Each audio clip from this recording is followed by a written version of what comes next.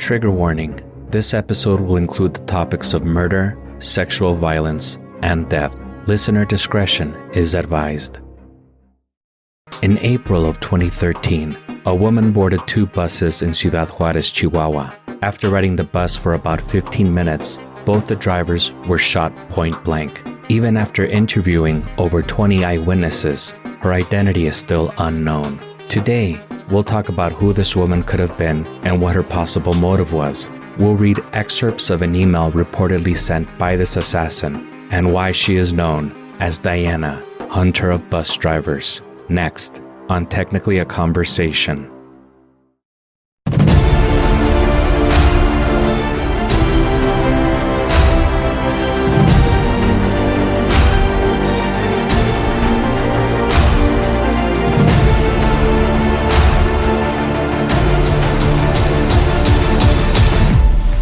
Greetings, you're listening to Technically a Conversation, a podcast where we share an interesting topic or story with each other and hope you find it interesting as well. I'm one half of your host, Jose, and I'm joined, as always, by my lovely co-host, Isela. How are you doing today? Doing lovely. How are you doing? Doing great. Good. Super excited because you and I did an ad for our show, and it's going to be on a couple of podcasts. So if we have any new listeners coming over from Crime Family and Awaken Your Inner Awesomeness, we hope that you enjoy our show and add us to your podcast rotation. Yes. Welcome, one and all. Quick reminder about our contest before we get started. If you enjoy our show, take 2 minutes to leave us a review. What should they do again, Isela? Take a quick break from this and leave us a favorable review and take a quick screenshot. Shoot it on over to one of our socials. You'll find all the awesome details at www.technicallyaconversation.com. That's right. We'll read it on the show. And once we have 25 reviews, we'll do a drawing and give the winner a sexy Technically a Conversation t-shirt. So again, check out technicallyaconversation.com for all the deets, or just check the show notes. To those of you who have hacked your coworkers' phones while they were on break and subscribed and left us a review from their phones, thank you. Yeah, that's pretty awesome in a criminal to criminal type of thing. Great job. Quick shout out to the queens, Erica and Elena, the Duke, Stephen B., and Eli for sharing our posts on your social media. We really do appreciate it, and we appreciate you helping our podcast grow. Yes, thank you so much. We just hit 3,000 downloads yesterday, folks. Thank you again for all your support and for being a loyal listener. Yay! The more eyes, the better. We really appreciate each and every one of y'all. Or the more ears. This is true. This is true. For the posts, both. Yes. Yes. With all that business out of the way, ready to get started? Let's do it. Great. Let's get started. So, Isela, do you believe in superheroes? I do believe in superheroes because I see them on movies all the time. Yeah, very appropriate that you're wearing Zack Snyder's Justice League t-shirt. I am. Who's your favorite superhero? I still like Batman because he's just like a regular old dude who just happens to have a lot of money. He's like, I'm not really born with powers. I'm just born with money, which is basically as good as powers. So I like that. And he's super smart, so that helps as well. Yeah, for sure. Have you ever done anything heroic where you see a crime being done or someone being taken advantage of and you intercede? That's a good question. We might have a few seconds of silence. I'm sure there's been something that I've been proud of heroic. Yeah, no, I don't. Not that sounds out of my head. Now I feel like a schmuck.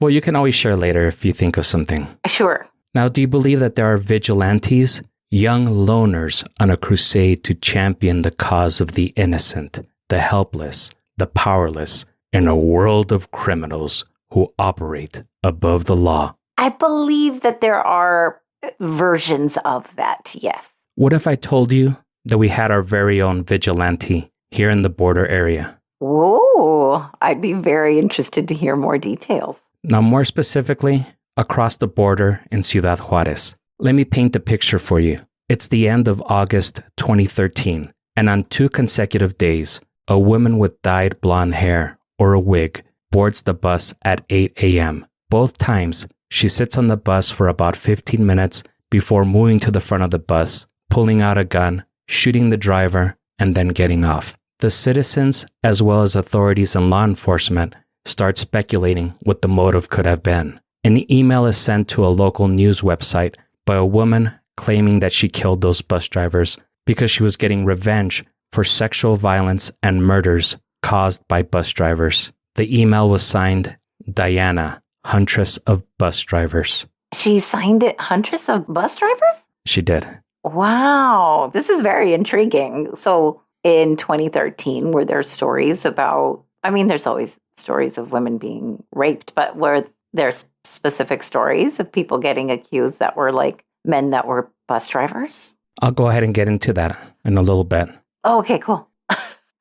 The inspiration to cover this topic came from a Rainbot video I watched on the YouTubes during lockdown last year. This is what I was watching while everyone else was watching Tiger Claw or Extreme Tiger or whatever that stupid ass show was called. Tiger King, yeah. I didn't watch it either, sadly. There you go, Tiger King. My brother and I were at my mom's house on Sunday watching the documentary Arrow, as one does while visiting their mom. Shout out to Alfonso. And he asked what city Arrow took place in. I told him it was Star City. He then made a comment about El Paso needing its own vigilante, and that triggered the memory of Rainbot's video. And I thought this would make a great podcast episode. Now, as with all episodes, link to this video and all sources mentioned will be in the show notes. Now, before we go into the details, spoiler alert. Right off the bat, this episode will probably inspire more questions than it will answer, but it doesn't mean it's not an interesting story. So let's go ahead and go over the facts and what we do know. Let's talk about what was going on in Juarez at the time. A lot of this I wasn't familiar with, despite living right on the border. I can literally see Juarez from my backyard.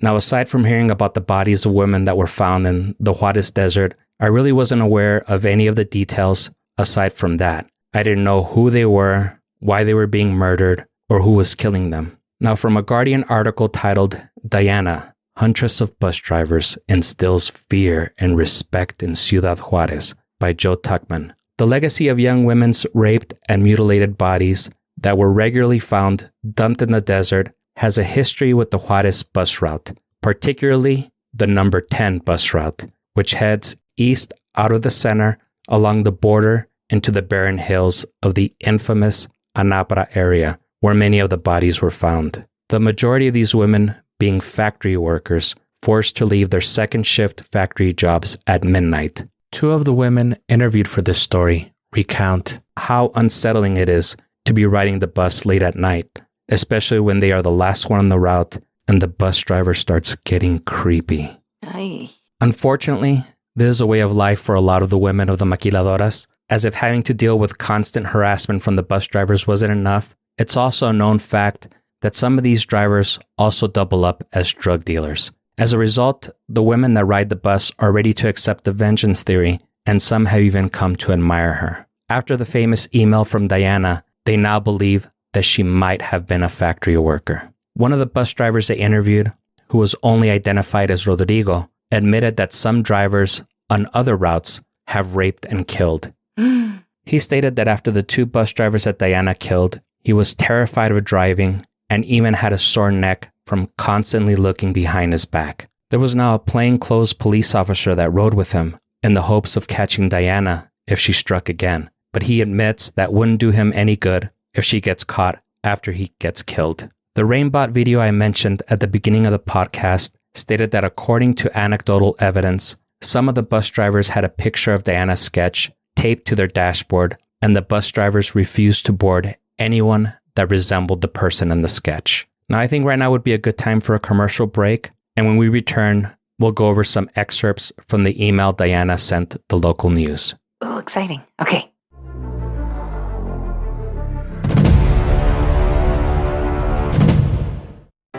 In a time where trust is scarce and anxiety is high, count on the Daily Planet to provide you with up-to-the-minute news wherever you are. Our Pulitzer Prize-winning reporters ask all the hard questions, and our highly researched long-form exposés bring you all the facts to help you make an informed decision. We unveil the details on what's really going on behind the headlines, and our award-winning photographs come second to none. We cover everything in the greater metropolis area as well as world news, finance, sports, politics, and gossip to prepare you to be the most informed person in any room. Whenever a story happens, the Planet gets it first and has it webbed and in print while the New York Times is still fishing for sources. Be sure to subscribe to keep your finger on the pulse of all current events.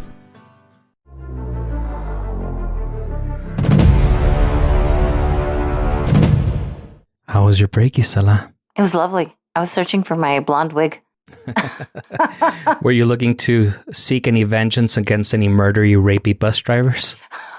You know, the last time I rode a bus, thank God, I was only in high school. So, or no, that's not true. I rode the bus a lot when I first moved to Austin. So, but everybody was like kind of super chill there. That's good to hear. What are your thoughts so far, based on what you've heard? So I did watch a documentary, and there was a bunch of women that did work at those factories, the maquiladoras, and they talked about how their shift does end late. And unfortunately, they do have to take public transportation. And a lot of times they have to leave their really young kids alone because they have to work. There's really no other option. So I know they're forced to do a lot of things that they don't want to, but taking public transportation should not mean that this is like a man's free pass to assault anybody. You know, I really do believe that some of them have taken advantage of some of the passengers. I mean,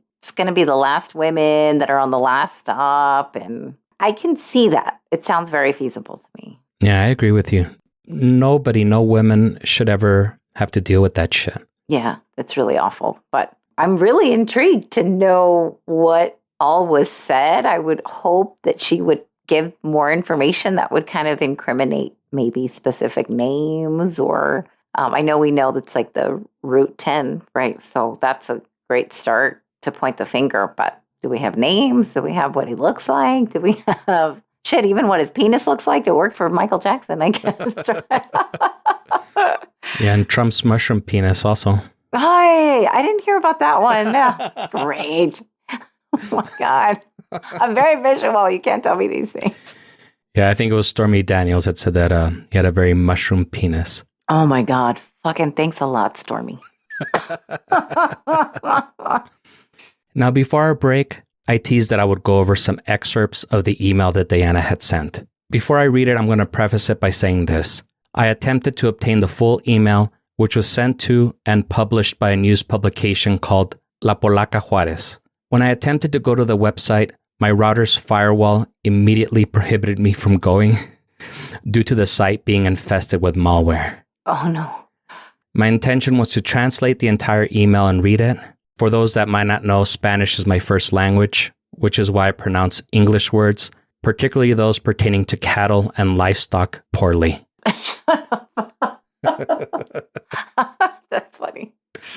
As a result, I'm not going to be able to read it in its entirety, but heavy.com put a Google Translate version of the email on their website, link in the show notes, but I feel like the excerpts that NBC News and CNN posted are clear and better translated, so I will go based off of what they published. Now, the interesting fact from the heavy.com article that I did want to point out is that the email was received from an email address with the username Diana la Cazadora de Choferes, which literally translates to Diana, Hunter of Drivers or Chauffeurs, and was received on Friday, August 30th, 2013.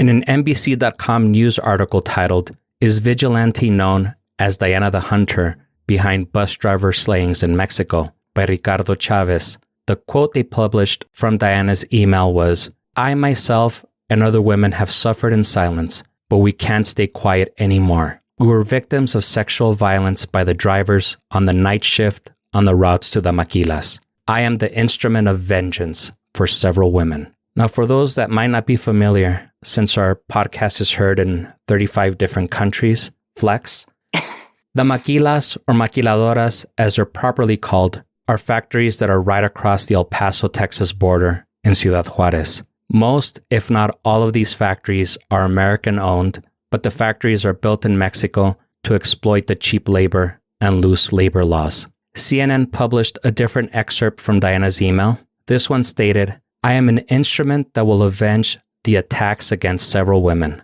We seem weak to society, but we're truly not. We're courageous, and if they don't show respect to us, we will make them respect us by our own means. We women of Juarez are strong." Wow. That comes from an article titled, "Diana the Hunter Slayings Frightened Ciudad Juarez Bus Drivers, Commuters" by Rafael Romo. I can't believe that it went all the way to NBC and CNN. It was all over the world. Damn, I had never heard of this. Juarez is a really big city, obviously, so I don't really follow all of that information, but the women that were showing up in the deserts, I did follow. But, oh my gosh, that's wild. And I love that her name is Diana, kind of like your favorite superhero. She's part of the trinity of my favorite.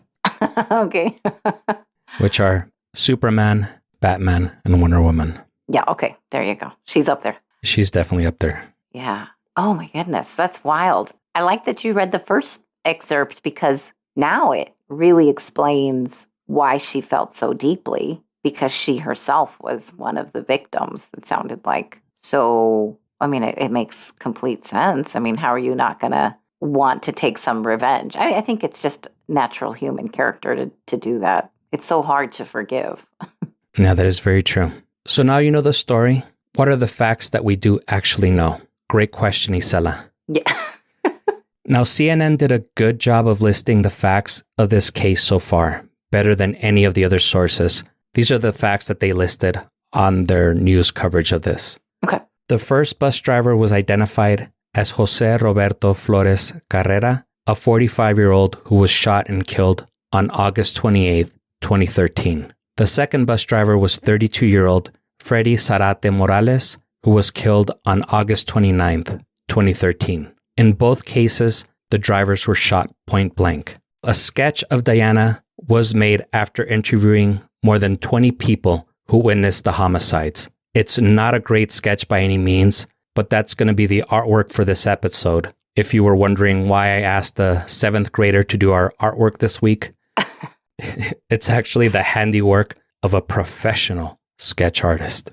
Okay, I'm really curious now. Oh, shit. No, seriously, it looked like something that I would have drawn in 7th grade or something. No, what the hell? Who do they have as the fucking sketch people? It's almost comical. Wait till I show it to you. Okay. They do know the perpetrator is a woman because her voice was heard yelling at the second driver, "You guys think you're real bad, don't you?" before shooting him. The route that Diana killed both drivers on is Route 4, also known as the Yellow Route. 30 drivers normally cover this route. After the slayings, half of the drivers refused to report for work. The Rainbot video also mentioned that neither of the victims were robbed, so that ruled out theft as a possible motive. So what are the things that we don't know? Most importantly, we don't know the identity of Diana. Despite over 20 eyewitnesses, all we have to go by is a sketch of her, and not a very good sketch at that. Right. It's like a stick figure sketch or something, is what I'm imagining. There is no evidence that either bus driver that was killed ever committed any rapes or murders. But if they had, this wouldn't be uncommon, as Juarez police are infamous for accepting bribes and covering up crimes instead of investigating them. It's unknown if the email that was reported to be from Diana is legitimate or a hoax. It doesn't appear like Diana ever killed any other bus drivers aside from the first 2 she was connected to. After those 2 deaths, she has never been heard from again. So now that you have the story, you have the facts, what are your thoughts or theories if you care to share? Okay, I have a couple of thoughts and theories. My first initial question really was, how do we know these men are the ones that are responsible? So if any of these men could be tied DNA-wise to some of the bodies that were found, then that would actually be pretty great. But like you said, nobody was really officially tied to it, or maybe they were and they were paid off. They're all variables when you don't have good police work and people are accepting bribes. I mean, this is straight up the Wild West until real consequences and accountability starts being dealt. Yeah, and that's definitely very possible. Mm-hmm. What they were saying on the Rainbot video was that when women were raped and they would go report it to the police officers, instead of investigating, they would put it back on the victim and say that it was the victim's fault, that they were sex workers. They took the worst approach you could possibly take to report of rape and murder. And I'm guessing a lot of people probably never even reported rapes just because they knew the police officers weren't going to do anything. So once you lose that accountability, right? I mean, like, what are they going to do? And then they're just going to grow in frustration. So honestly, I can understand why she would essentially take it upon herself. And 20 eyewitnesses? Are you fucking kidding me? It could also be that half of those 20, if not the majority, were also women. They've also been attacked or experienced, their own victimization in some way. They don't want to say shit. They're like, yeah, I don't know. Maybe she was blonde, maybe she was brunette. That's probably why they can't get like a real good sketch. I mean, nobody wants to put the finger on someone who's actually doing what the cops should be doing. I mean, not that they should be killing people, but, bringing some accountability. So maybe it's that. Maybe se estaban haciendo ciegos, maybe they're turning a blind eye. Yeah, and several of the news stories that I read, they did state that a lot of the passengers that would ride on those buses, they did kind of see Diana as a hero, as almost like a patron saint. Oh, that's really good to know. See, I would think that people would feel somewhat relieved. I mean, not that she's riding like the fucking bus marshal or whatever, but I mean, just knowing, okay, 2 people got it in the end. I mean, somewhat in the end. So I don't know. I mean, it would kind of make me feel a little bit better if I was somebody who had been raped. I know it sounds really shitty to say. I would love to be the big person and say, oh, I can forgive, but I know myself. I don't know if I could. Yeah, no, that's really fucked up what was going on there. Yeah, well, I'd like to hope that things have gotten better. It makes me wonder. Yeah, that I don't know. I didn't research to see if things had improved. Now, my theory, I'm hoping that I'm wrong, is that Diana was probably captured, murdered, and disposed of. Almost every source I reference made note of the fact that many bus drivers are also drug dealers. If half of the bus drivers, even if only on that route, were afraid to go to work, that's going to impact the cartel's wallets. So I wouldn't doubt if they decided to take matters into their own hands. Of course, I don't wish harm on anybody, but it doesn't make sense if the email is legit that she would make this declaration and only kill 2 bus drivers, unless it was personal and those 2 bus drivers caused her or someone she loved harm. Again, there was no evidence of this, but as discussed earlier, Juarez police are comically corrupt, so that's not necessarily a correlation. What if it was just the 2 people that harmed her and she got away with it and she thought, okay, I better not press my luck? That's kind of what I was thinking too. And that kind of makes me believe that this might be personal because most of the rapes and murders happened along Route 10, but the bus drivers she shot were on Route 4. So either she personally knew the bus drivers or was looking to make a point and just killed 2 random bus drivers on her local route. Again, this is just speculation on my part. Many of the sources I used said that between the 90s and early aughts, over 300 women were murdered, and the only time you would hear those women's names would be when they would disappear or when their raped, tortured, mutilated bodies were found in a shallow grave or in the middle of the desert. That's so awful. The NBC News article that I cited had a haunting picture of a Juarez bus with posters of young women that have disappeared taped on the windows. Now, it's really hard for me to say whether I stand Diana without knowing more details. I do hope that she's still alive and will one day spill the tea. While I don't condone violence, let alone murder, I really do want to like her, as I feel she was standing up for those that have been taken advantage of